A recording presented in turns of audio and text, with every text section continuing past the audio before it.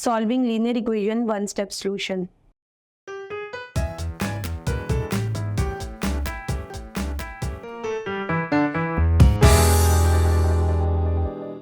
Assalamu alaikum. I welcome you all on the platform of digital academic provided by Moonlight International Publishers. Hello my dear students, I'm your maths teacher. My name is Aisha. But today's topic is about solving linear equation. Students, अब आपके पास exercise में different kinds of linear equation दी गई हैं जिनको आपने one step solution में सॉल्व करना है. बेसिकली वन स्टेप सोल्यूशन के आपके पास कि आपने सोल्यूशन को आपने इक्वेशन को इस तरह सॉल्व करना है कि आपके पास at the end answer x is equals to एक वर्ड रह जाए या a is equals to one word रह जाए या q is equals to one word रह जाए. इट मीन्स कि आपके पास वेरिएबल का one answer at a time आ जाए और इंस्टेंट आ जाए आपके पास आंसर. इस चीज को हम कहते हैं सॉल्विंग लीनियर इक्वेशन और आज हम इसको सॉल्व करें वन स्टेप सोल्यूशन के साथ. सो स्टूडेंट्स, आज हम सबसे पहले कुछ गोल्डन रूल्स याद रखेंगे. गोल्डन रूल्स क्या हैं? गोल्डन रूल्स आपके पास वो स्टेप्स है जिनको यूज करते हुए आप एक अलजेब्रिक इक्वेशन को अच्छे से डिफाइन कर सकते हो और सॉल्व कर सकते हो. फॉर एग्जाम्पल, इसका फर्स्ट रूल क्या है कि आपने हमेशा जो काम इक्वल के एक तरफ करना है वही काम इक्वल के दूसरी तरफ भी करना है. यानी कि इक्वल के साइन के दोनों तरफ सेम काम होगा. अगर आप ऐड कर रहे हैं कुछ तो आपने दूसरी तरफ भी ऐड करना है. अगर आप सब्ट्रैक्ट कर रहे हैं तो आपने इक्वल के दूसरी तरफ भी सब्ट्रैक्ट करना है. इसी तरह मल्टीप्लाई कर रहे हैं तो दूसरी तरफ भी मल्टीप्लाई और अगर डिवाइड कर रहे हैं तो दूसरी तरफ भी डिवाइड करना है. Now students, come to the next rule. Next rule आपको कह रहा है ऑलवेज डू ऑपोजिट. आपके पास इक्वेशन में वो इक्वेशन जिसको भी आप यूज कर रहे हैं उसमें से जिस टर्म को आपने यूज करना है उसका हमेशा ऑपोजिट काम करे.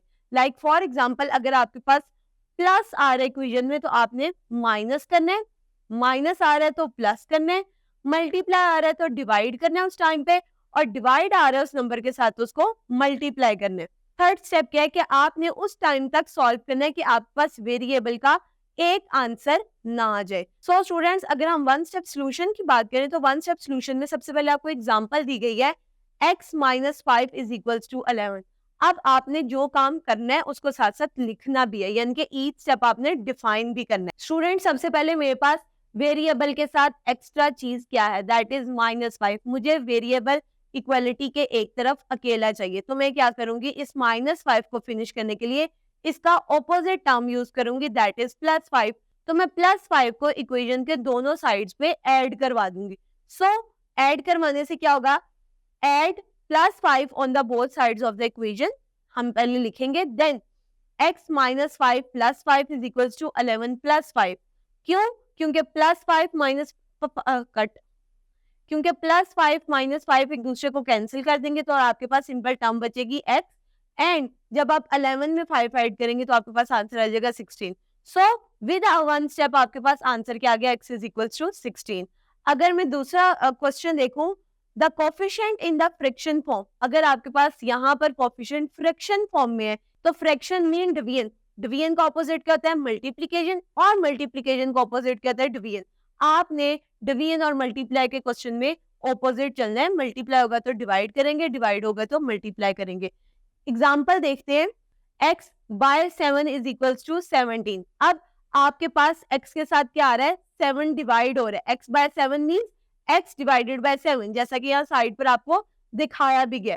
सो आपने क्या करना है, 7 को दोनों तरफ मल्टीप्लाई करना है.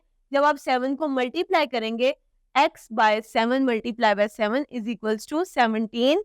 x by 7 multiply by 7 is equals to 17 multiply by 7. अब 7 डिवाइड में है और मल्टीप्लाई में, ये दोनों एक दूसरे को कैंसिल कर देंगे. अब 17 को 7 से मल्टीप्लाई करेंगे तो आपके पास आंसर आ जाएगा 119. सो आपके पास x का आंसर क्या आ गया, 119. आपने जस्ट वन स्टेप में मल्टीप्लाई बाय 7 किया दोनों तरफ और आपका वन स्टेप सोल्यूशन में आंसर आ गया. इस तरह स्टूडेंट्स, आप लोगों ने क्या करना है, अपनी एक्सरसाइज नंबर 7.1 के तमाम सवालों को सॉल्व करना है और ये तमाम सवाल वन स्टेप सोल्यूशन के साथ है. मैं उम्मीद करती हूँ आपको आज का लेक्चर समझ में आया होगा. Stay tuned till next video. अल्लाह हाफिज.